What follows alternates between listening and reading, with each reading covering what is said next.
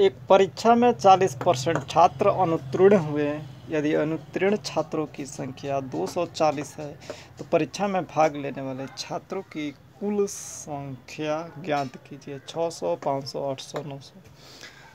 किसी परीक्षा में 40% छात्र अनुत्तीर्ण हुए हैं और उनकी संख्या दिया है 240।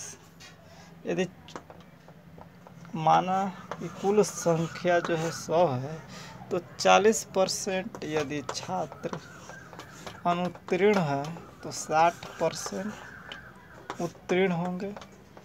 40% की वैल्यू दिया है 240, तो 60% की वैल्यू क्या होगी? 40 का ये कितना गुना है? 6 गुना, तो ये भी 6 गुना होना चाहिए, यानी 600। इस तरह भी बना सकते हैं आप। या 240 जो है ये कितने की वैल्यू है? 40 की, तो 100% की अब वैल्यू निकालेंगे। क्या है? 240 गुणे 100 बटा 40, 4 छक्के 24, यानी 600।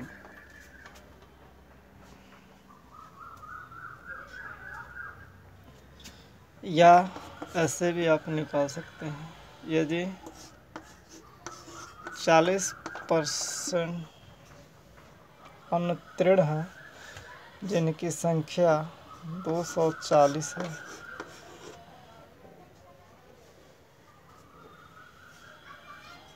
तो छात्रों की कुल संख्या पूछ रहा है, तो कुल संख्या 100% होनी चाहिए।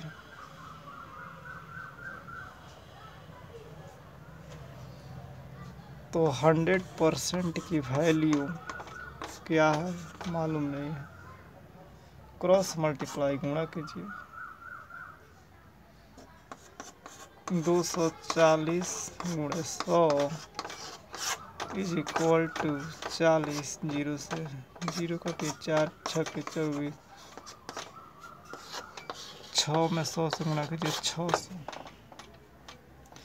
किसी तरह भी करेंगे, हर हाल में जो है आपका आंसर जो है 600 आएगा, जो सही आंसर है।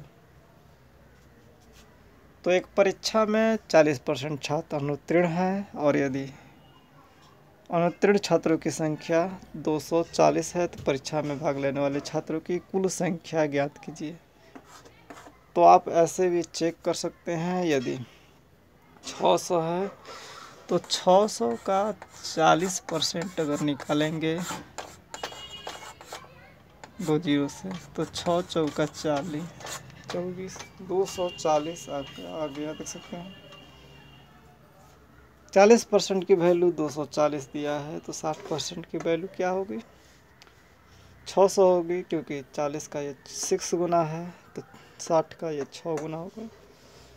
दूसरी तरफ 240 का 40% वैल्यू है, तो 100% का क्या होगा? तो 240 गुणे 100 बटा 40, 0 से 0 कटा, 4 छक्के 24, 6 गुणे 100 बटा 100, 600।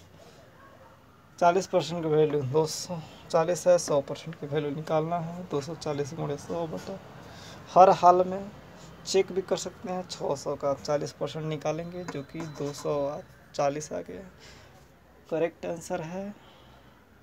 तो इस प्रकार के जितने भी प्रश्न आएंगे आप सॉल्व कर सकते हैं बिना किसी पेन पेपर के।